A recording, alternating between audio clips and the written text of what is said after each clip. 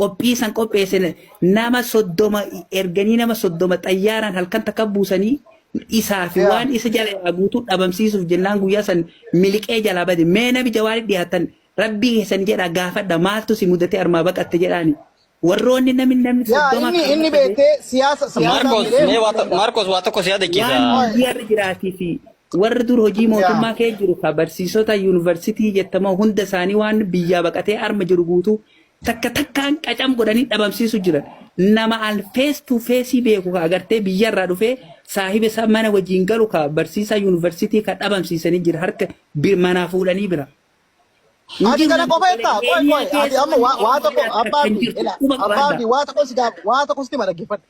Mootummaan kuni ati warra siyaasa dargaggoota akkasii barbaada dhiisi warra abbootii gadaa nama 40 iddoo tokko tajjeese dabar mootummaan kun waggaa 5 guutuu dirooniidhaan uummata biyya sanaa nama reebaa turedha.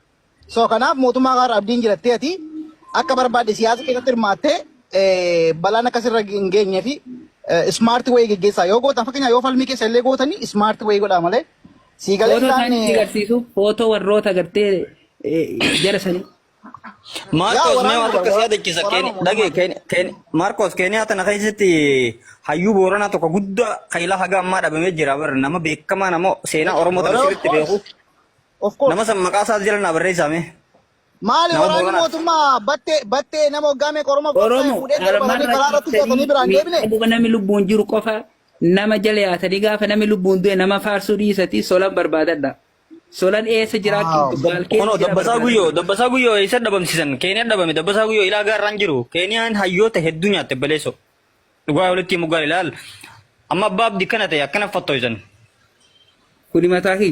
Wallaahi illaa. Abboon tiktaaki si adaba tiktaakiin nagarsiisa. Garuu ati waan kana ragaadhaa fi intinaatti dhiyeeffadha.